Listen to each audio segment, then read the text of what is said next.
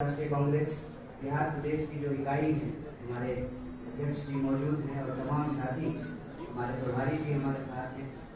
मैं सबको बहुत धन्यवाद करना चाहता हूं कि आपने पटना में एक प्रेस वार्ता करने का अवसर दिया है, इसके हम आभारी हैं। और आपकी सूचना के लिए मैं बता दूं कि अभी इसी वक्त 1 बजे से ही पूरे देश में दर्जनों शहर में एक साथ हम लोग प्रेस वार्ता कर रहे हैं। और प्रेस वार्ता का जो हमारा विषय है वो विषय है अग्निपथ की बात, युवाओं के साथ विश्वासघात। इसी विषय पे हम लोग बात कर रहे हैं।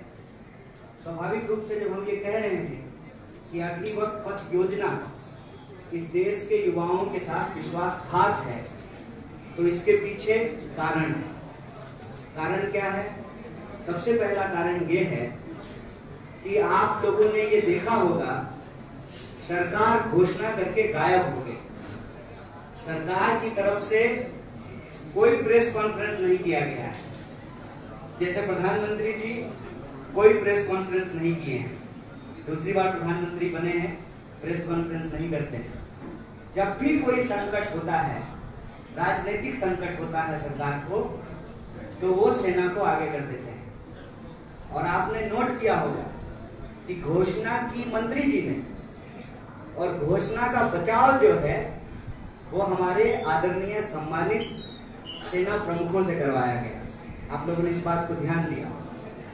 और जितने मंत्री थे सब अपने अपने सोशल मीडिया और उनकी जो मीडिया है उसके माध्यम से योजना के फायदे गिनाने में जुट गए।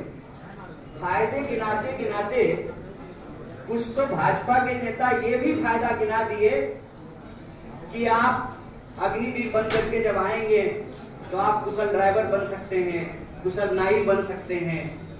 एक तो भाजपा के बड़े नेता हैं, उन्होंने कहा कि हम तो भाजपा ऑफिस में आपको चौकीदार की नौकरी भी दे देंगे। ये सब चीज आप लोगों ने सुना होगा। इस पूरी योजना को लेकर के जो कांग्रेस पार्टी का स्टैंड है, भारतीय राष्ट्रीय कांग्रेस जो कह रही है कि ये योजना पूर्णतः इस देश की सुरक्षा और देश के नौजवानों के भविष्य और उनके सपनों के साथ खिलवाड़ है। इसीलिए सरकार को अन्य योजनाओं के साथ जो उन्होंने किया है, जैसा उन्होंने नोटबंदी के साथ किया, आप लोगों को याद होगा, बोले थे ना कि 50 दिन में अगर सारी समस्याएं ठीक नहीं होगी तो आप जिस चौराहे पे बुलाएंगे हम आ जाएंगे। घोषणा करके जापान चले गए थे प्रधानमंत्री जी, आप लोगों को याद होगा।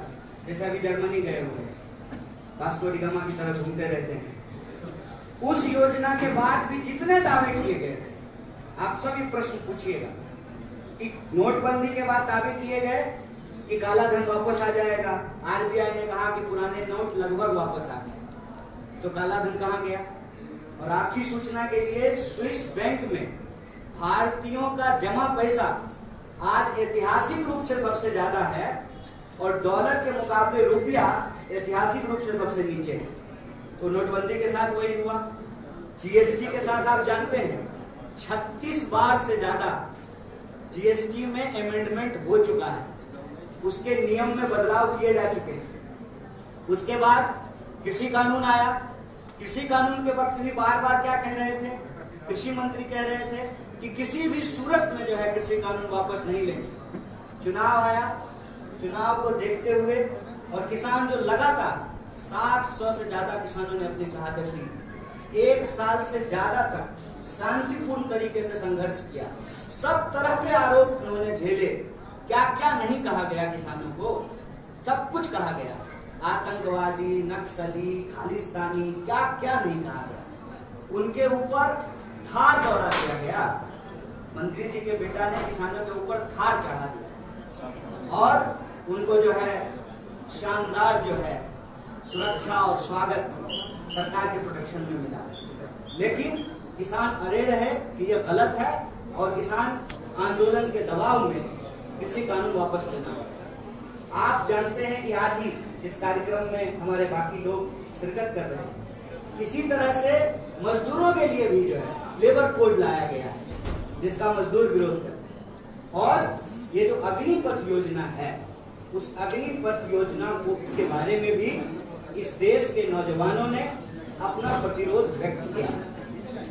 और मजेदार बात यह है कि ये कहते हैं कि जो सेवारत सेना प्रमुख हैं वो फायदे गिना रहे हैं, वो सम्मानित हैं, उनके पक्ष में हम लोग उनके विरोध में कुछ नहीं कह सकते, कहना नहीं चाहिए, क्योंकि सेना हमारे लिए सम्मान की चीज है। लेकिन आप लोगों का मैं ध्यान दिलाना चाहता हूं कि जो वेटरन्स हैं, चाहे उनको परमवीर चक्र मिला है, तमाम तरह के जो उनको सम्मान मिले हैं, वो इसका विरोध कर रहे हैं। और आप सेना के भीतर जो आपके भी परिवार से कार्यरत लोग हैं, उनसे पूछिए, मेरे परिवार से कार्यरत लोग हैं, 16 लोग जो आर्म फोर्सेस की नौकरी करते हैं, आप उनसे पूछिए, वो आपको बताएंगे एक एक करके इस योजना की समस्या क्या है। पहला, ये योजना आने के बाद सेना के अंदर अस्थायी भर्तियां समाप्त कर दी गई है।